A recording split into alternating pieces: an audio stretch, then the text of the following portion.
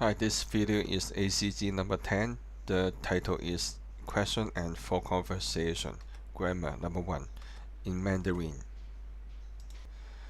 There are some other lessons that are related to this lesson. For example, in the playlist of ACG, you can find the ACG number 1, ACG number 3, Grammar number 1, and the ACG number 3, Grammar number 3, and also the ACG number 7 about the grammar. And in the playlist of grammar, you can find the grammar number 4. This is 1A. We will learn about the to be or not to be interrogative. We can use the basic sentence, subject, verb, and object to form this type of question. And we should provide two choices, to be and not to be. This is the format. Subject, verb to be, not to be, object, and the question mark. For example, 你喝不喝水? That means, do you want to drink water? When you answer this question, you should change the subject. For example, you should change the subject 你 you into 我 I and make a choice. That means you should tell people you want to 喝 drink or 不喝 not drink. So we can answer the question in this way. 我喝 I drink, or just say 好的 yes. And the another choice is 我不喝 I don't drink. And if you want to answer the question politely, you can add the word 谢谢 thanks at the end of the answer. So we can answer the question in this way.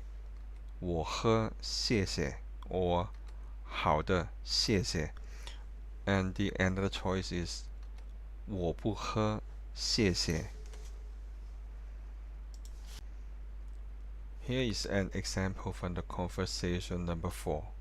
小明，你有没有10块? 小明, do you have $10? Subject, verb to be, not to be an object. This is 1B. We introduce another format of to be or not to be interrogative. And in this format, we don't use the verb not to be, and we should add the question word ma at the end of the question. For example, 你喝水吗? Do you want to drink water? Subject, verb to be, object, and the ma question mark. The question word ma is a light tone. A light tone doesn't have its own value. It depends on the tones of the another word before it. And when we read the light tone, we should make it shorten and lighten and naturally. This is an example from the conversation 4. 小明，你有10块吗? 小明, do you have $10?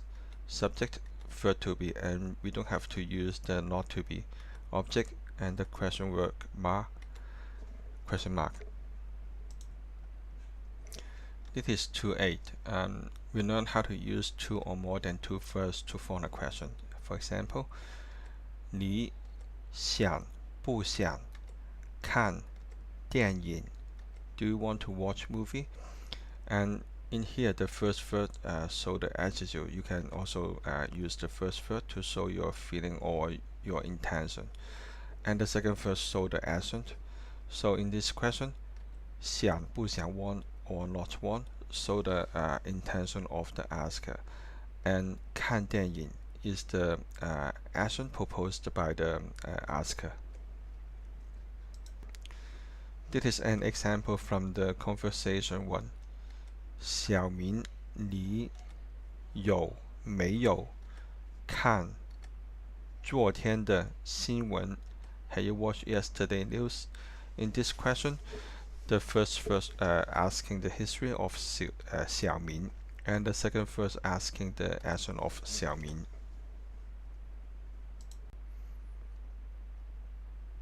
This is to be. It shows another format of this question. For example, 你有看昨天的新闻吗? Did you watch yesterday's news? The first verb asking the history of 你 and the second verb asking the action of 你. And you don't have to use the verb not to be and put the question word 吗 at the end of the question. This is 3.8. It shows how to use the praise phrase in the to be or not to be interrogative. And the order of such a question is that the subject, attitude, praise phrase, and then the action. For example, 你喜不喜欢去电影院看电影? Do you like to watch movie in cinema? In this sentence, this is the first verb. It shows the attitude, and this is the second verb, and this is the third verb, shows the action, and we place the praise phrase in between the attitude and the action. This is 3b. It shows the another format of this type of question. For example, 你喜欢去电影院看电影吗? Do you like to watch movie in cinema? We also put the praise phrase in between the attitude and the action. And in this type of question, we don't have to use the verb not to be and put the question word 吗 at the end of the question. This is 4.8. It shows how to use the time phrase and adjective in some question. Usually the time phrase can be placed before or after the adjective, or just simply place it after the subject. But in some cases, it must be placed in some specific place. We will discuss this in other lessons. Now we look at the example. 你明天去不去小明的生日会? Will you attend Xiaoming's birthday party tomorrow? You can see that we place the time phrase after the subject and place the adjective before the noun.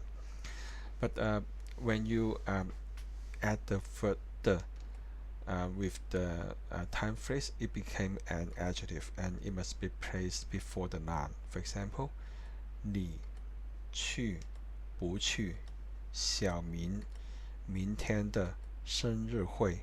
Will you attend Xiaoming's birthday party tomorrow? Okay, you can see that we keep the old adjective and place the new one before the noun. And the difference between these two questions is that we emphasize the time of the birthday party in the first question. This is 4b. It shows the alternative format. 你明天去小明的生日会吗? Will you attend Xiaoming's birthday party tomorrow? We can see that the time phrase is placed after the subject and the adjective is placed before the noun. And in this type of question, we don't have to use the verb not to be and then place the question word 吗 at the end of the question. This is 5a. We use the example from the conversation 3 to show how to express the feeling. 小丽，你是不是不舒服? Are you okay? And this is the feeling, and it is also an adjective. And actually, we can excuse the verb to be to use another format of question to show the same meaning. This is 5b. It shows the alternative format of the question. 小丽，你不舒服吗? Are you okay? This one is adverb and this one is adjective. They express the feeling of 小丽. And if we use the adjective to express the feeling, you may combine with the subject directly and don't have to use the verb. But it is for some case, not all the sentence structure. This is 5c. We have another example.